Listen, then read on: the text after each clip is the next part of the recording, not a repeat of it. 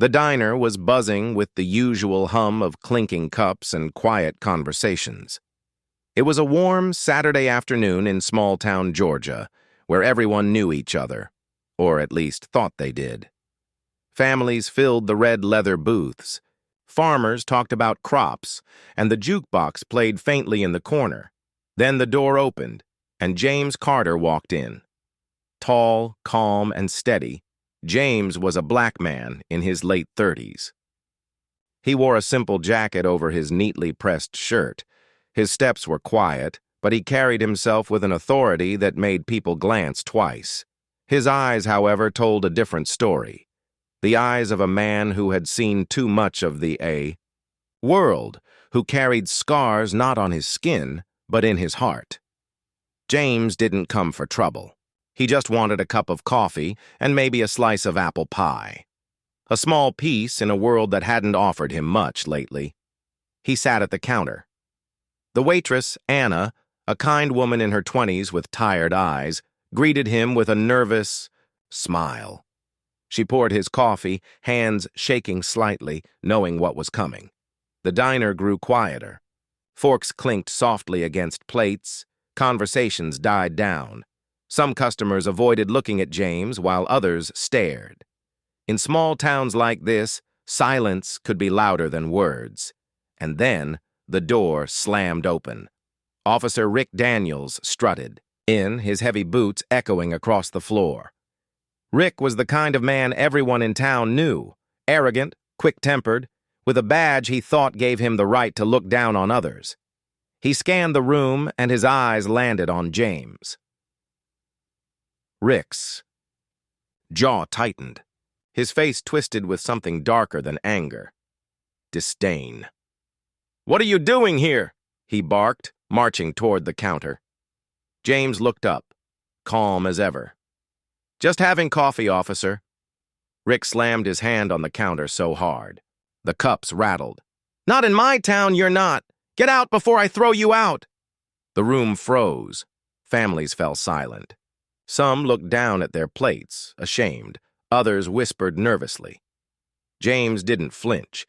He folded his hands neatly on the counter. His voice was steady. "I'm not breaking any law."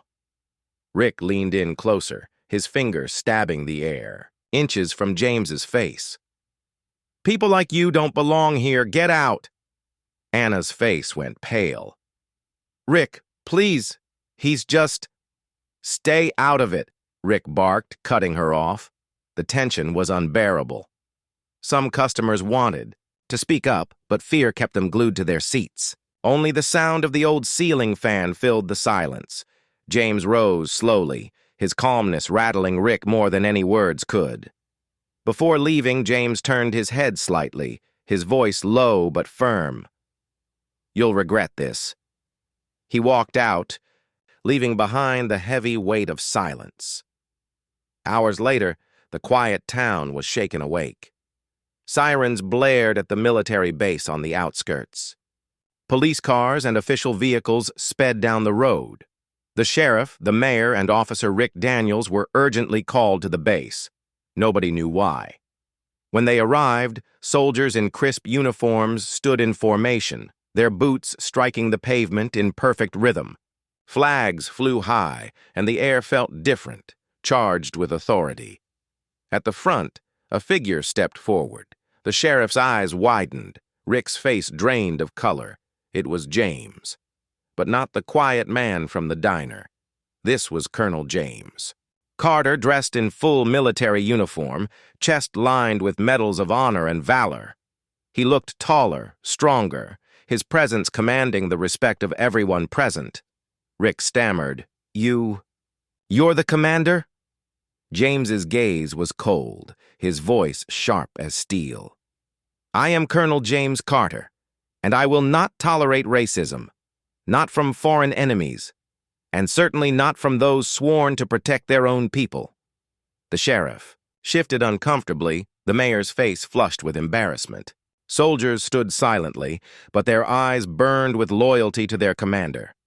James turned to his men, his voice carrying across the base. "This town relies on us. We defend it. We protect it. But today, I was reminded that not all enemies come from outside. Sometimes they sit across from you wearing a badge filled with hate. Whispers swept through the ranks. The weight of his words struck everyone. Rick tried to speak. I didn't know who you were. James snapped back. You didn't need to know who I was. You only needed to see me as a man. The mayor attempted damage control, mumbling apologies, but the story had already spread. Word traveled quickly in small towns. By evening, the diner was full of chatter again, but this time about the truth. Anna bravely came forward, recounting every detail of the humiliation James endured. Families admitted their shame for staying silent. The same people who had looked away now demanded justice. Rick Daniels was suspended, his reputation shattered. His arrogance had cost him everything, but James didn't seek revenge. Instead, he used the moment to teach. He visited the diner again, this time in uniform. Customers stood when he entered. Some even clapped. Anna poured him coffee with tears in her eyes. James sat at the counter, looked around the room, and spoke, softly. Respect should not depend on a uniform or medals or titles. It should depend on humanity. And that's something we all need to remember.